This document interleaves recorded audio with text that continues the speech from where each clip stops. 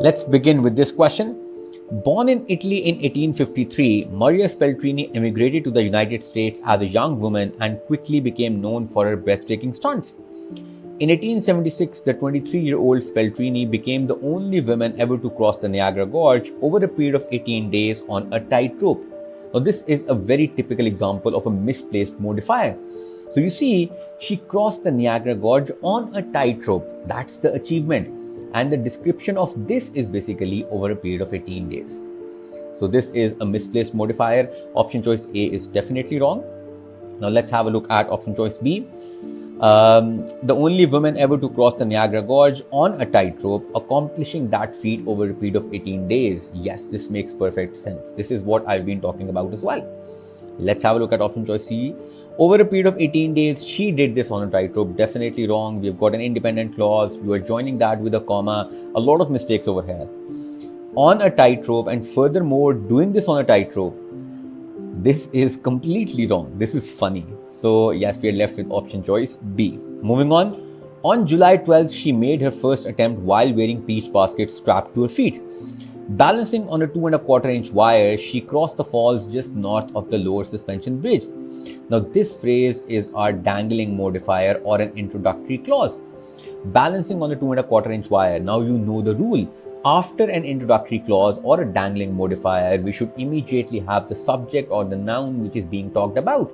So, balancing on a 2.25-inch wire. Who was balancing? Maria Speltrini. So this is completely fine. You can use the noun or the pronoun, that's completely fine. She crossed the falls just north of the lower suspension bridge. So the answer should be option choice A. None of the other options have the noun or the pronoun over here. Yes, there is her, but then the verb and the entire structure over here is wrong. Her crossing took place just north of the lower suspension bridge. This is wrong. Okay, moving on. According to spectators, she appeared to exert no more effort than she would have during a stroll in the park. On July 19th, the second crossing occurred while blindfolded. So after the date, did you look over here? What do we have after the date? On July 12th, she did something. Let's say on June 5th, I achieved something. I said June 5th because that's my birthday. So after the date, you need to have the subject or the thing which is being talked about. So on July 12th, she did something. That's how the sentence should be structured. So A is definitely wrong. Let's have a look at option choice B. The second crossing occurred blindfolded. No, we need to talk about Speltrini. On July 19th, Speltrini performed the second crossing while blindfolded. This makes perfect sense, and this is our answer. 3 days later, she crossed with her ankles and wrists bound. And on July 26th, look at this, and on July 26th, she crossed for the fourth and the last time. Never again performing at Niagara, the story of her life remains a mystery. Now, the entire sentence is underlined. So, if this is our dangling modifier, never again performing at Niagara, after the comma, we should have the subject. We should have Speltrini, the noun or the pronoun. So, that's not the case. So, I am assuming option choice A should be wrong. Let's have a look at other options. She never performed at Niagara again. Her life story remains a mystery. Okay, this makes sense. Let's keep this option. Never again performing at Niagara, the story of her life therefore is a mystery. So if this is your dangling modifier or the introductory clause, it should immediately be followed by the subject, which is not the case over here. So C is also wrong. She never again performed at Niagara and the story of her life remains a mystery. This also makes sense. So basically we are left with option choice B and D. Now we have to look at these option choices more closely. My vote is with option choice D. Why do I say that? Because option choice B is combining two independent clauses with a simple comma. That is wrong. So he's basically, the examiner is testing your punctuation skills over here. So in option choice D, we are connecting two independent clauses with a fanboys conjunction, which is the right version. Next question. When President James Polk officially confirmed the discovery by James Marshall of gold at Sutter's Mill in Coloma, California in 1848. Okay, I'll stop here because there are so many things wrong with the underlined portion. So James Polk officially confirmed James Marshall's discovery. That's how you should speak and that's how you should write. So this is something that you need to identify yourself. You don't even need to look at the option choices.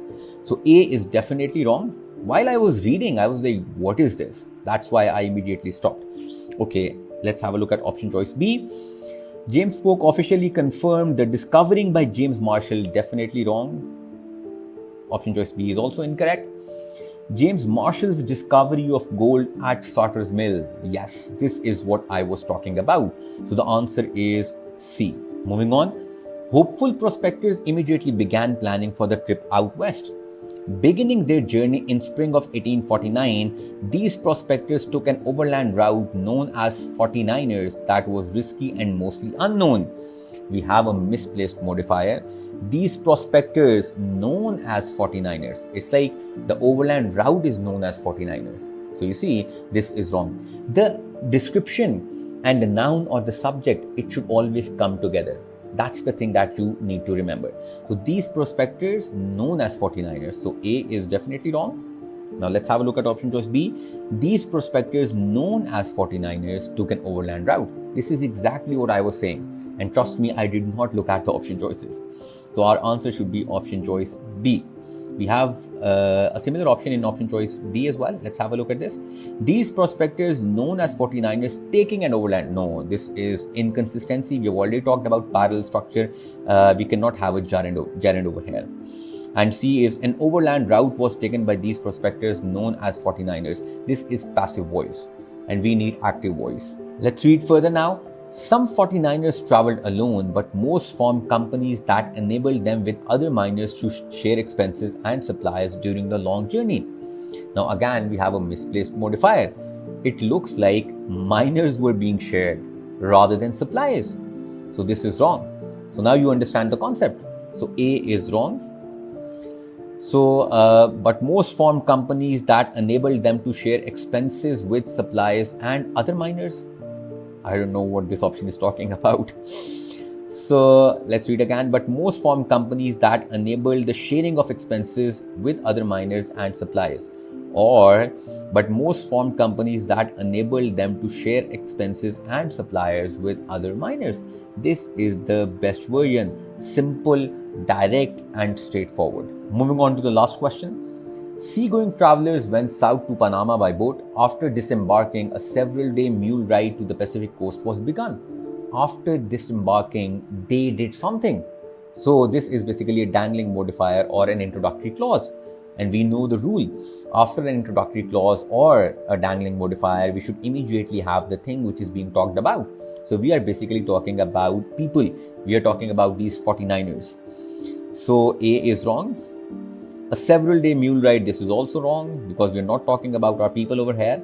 They began a several-day mule ride to the Pacific coast. Yes, they began. We have a pronoun over here and which makes sense.